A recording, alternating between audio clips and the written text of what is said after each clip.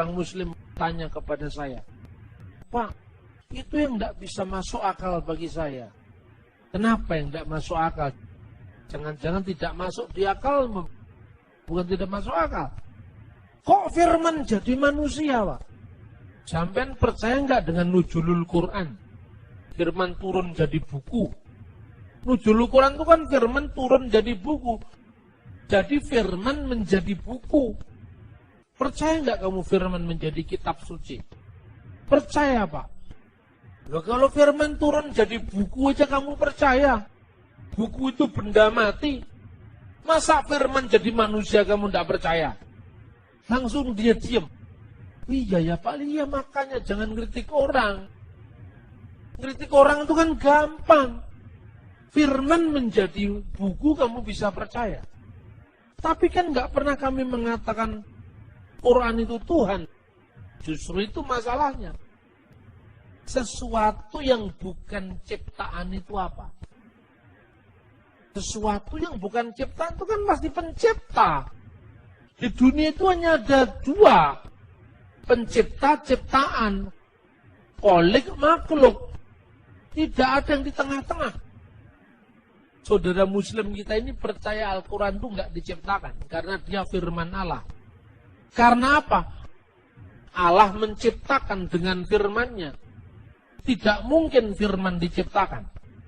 Makanya doktrin ahli sunnah wal jamaah yang diklaim oleh NU itu memperkenalkan ungkapan man qala innal Qur'an makhlukun fahuwa kafir. Barang siapa yang mengatakan Al-Quran itu diciptakan, maka dia kafir. Tentu bukan kertasnya yang nggak diciptakan. Kertasnya kan made in Probolinggo, pabrik leces Padalarang.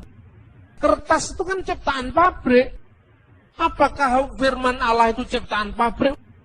Oh bukan, Pak. Bukan kertasnya yang disebut bukan ciptaan. Lalu apanya? Firman Allah yang terkandung di dalamnya. Nah sekarang saya balik. Yang disebut Yesus sebagai putra itu bukan kemanusiaan yang bisa mati. Kemanusiaannya bisa mati. Tapi firman Allah yang adalah Allah tidak bisa mati. Sama dengan kamu bilang, Quran itu ada kalam yang kekal. Kalam nafsi. Yang qaimah bidzatillahi ta'ala. Yang melekat pada Allah. Tetapi ada kalam lafaz yang turun jadi buku. Turun jadi buku itu mati. Bisa hilang. Bisa terbakar. Tapi firman Allah tidak bisa terbakar. Itu dia tetap aja nggak bisa ngerti-ngerti. Saya kutipkan hadis. Ini ada hadis. Aisyah ditanya, apakah ada ayat-ayat tentang rajam? Ada. Tapi ayat-ayat itu dulu kan Al-Quran belum dijilid jadi buku. Masih terserak-serak di mana-mana. Saya taruh ayat itu di bawah tempat tidur saya. Lalu saya sibuk untuk ngurusi jenazah Nabi Muhammad ketika Nabi Muhammad meninggal. Tiba-tiba ada kambing masuk memakan ayat tadi. Apa firman Allah bisa dimakan kambing? Tidak bisa, Pak. Itu yang dimakan kambing kulitnya. Yesus juga firman Allah tidak mati. Yang mati kemanusiaannya. 1 Petrus pasal 3:18, dia yang dibunuh dalam keadaannya sebagai manusia. Coba mana yang tidak masuk akal di iman Kristen? Tidak masuk di akalmu, bukan gak masuk akal. Semua bisa dijelaskan. Inilah yang sering membuat orang Kristen minder, waardigheid kompleks, kata Bung Karno.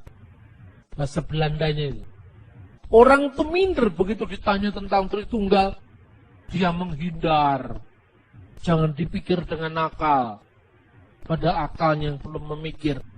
Ketika ditanya tentang ketuhanan Yesus, dia menghindar.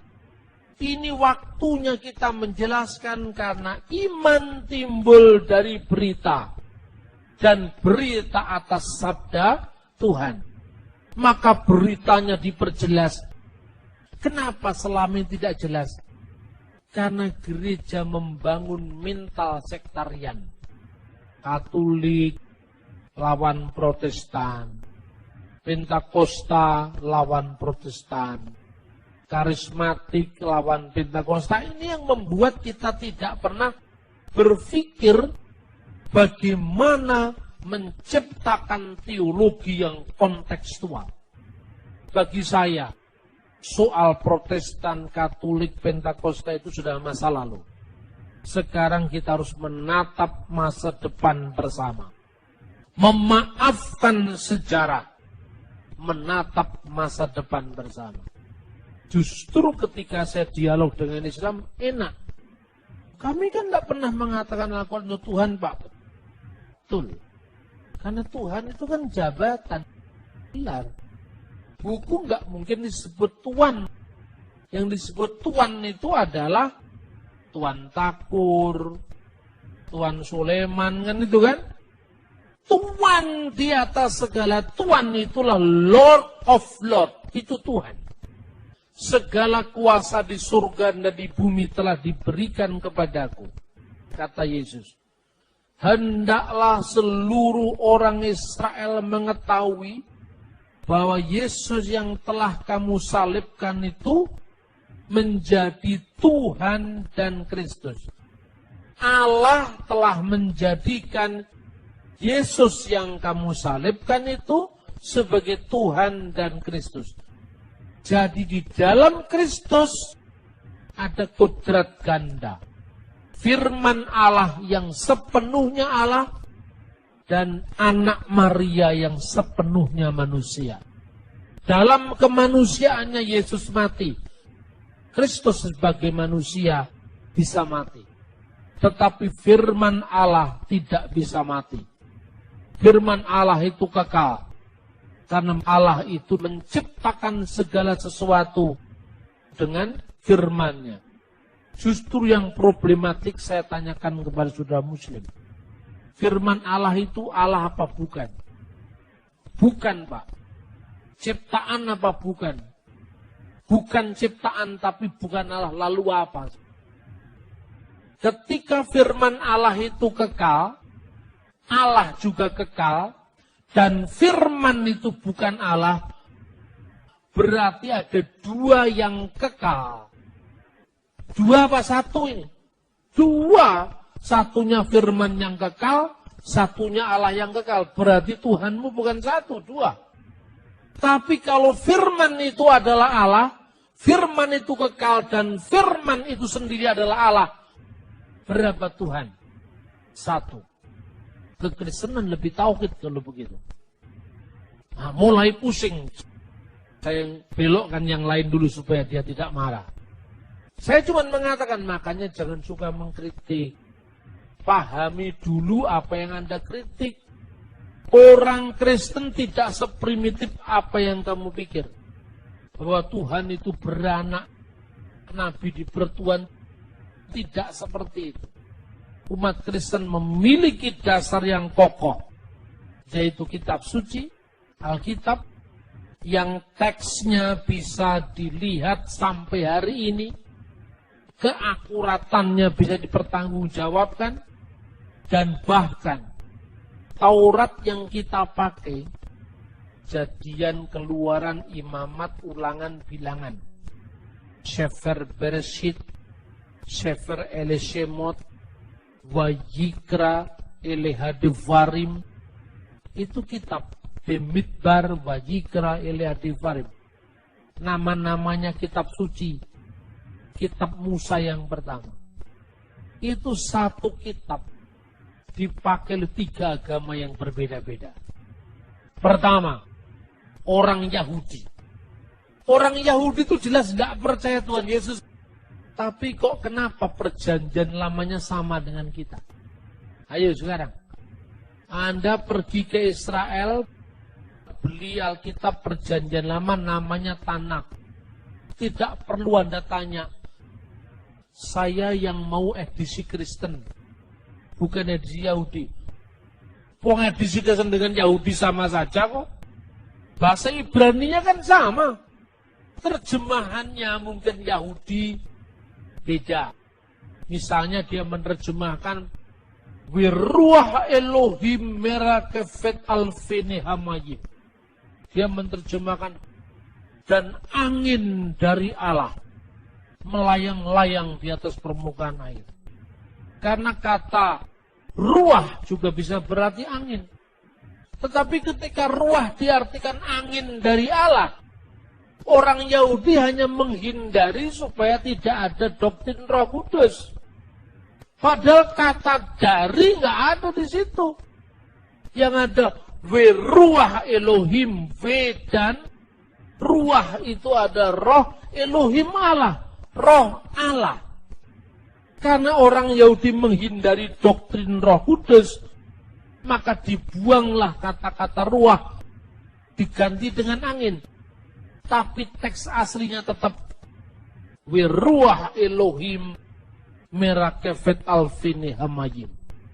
Orang Yahudi menolak Yesus, tapi dia tetap tidak bisa menolak kata Immanuel dalam Yesaya pasal 7 ayat 14. Orang Yahudi bisa menolak Yesus sebagai Tuhan dan Juru Selamat, tetapi nubuat hamba Tuhan yang menderita, Yesaya 53, tetap ada di kitabnya orang Yahudi. Dua agama berpisah 2000 tahun, tapi kitabnya sama. Kalau orang Kristen memalsukan Taurat Yahudi, Yahudi pasti protes. Nyatanya Taurat Yahudi dengan Taurat Kristen sama. Perjanjian lama Kristen dengan tanah Yahudi adalah sama. Lebih daripada itu, ada orang Samaria. Orang Samaria itu percaya bahwa kitab Taurat Musa. Mereka membaca Taurat yang sama, padahal sudah berpisah dengan Yahudi kira-kira abad ke-5 sebelum Masehi. Sepulang dari pembuangan Babel. Karena orang-orang Samaria ini orang Yahudi yang menikah dengan 5 suku di Asur, mereka ditolak dalam pembangunan Bait Allah yang kedua. Tetapi Tauratnya masih Taurat Samaria.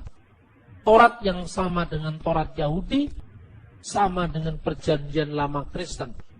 Khususnya kelima kitab Taurat yang pertama. Kejadian 1 ayat 1. Yahudi, Kristen, Samaria membacanya sama. Bereshit bara Elohim et hasamayim ve'esa'aret. Pada mulanya Allah menciptakan langit dan bumi. Sekarang saya bertanya, Islam percaya Taurat? Percaya, tapi Taurat mana? Taurat yang ada di angan-angan. Karena dia percaya adanya kitab Taurat. Tapi begitu ada kitab Taurat, mereka menolak kitab itu. Katanya palsu. Kalau ini palsu, mana yang asli tunjukkan? Semua kitab Taurat di tangan Yahudi, di tangan Kristen, di tangan Samaria adalah Taurat yang sama. Inilah pentingnya kita memahami akar iman kita, agar iman kita tidak dilecehkan. Bahkan orang berbalik untuk mendukung karena melihat kebenaran ada di dalam Alkitab, firman Allah yang mencatat tentang peristiwa-peristiwa, tentang firman yang menjadi manusia.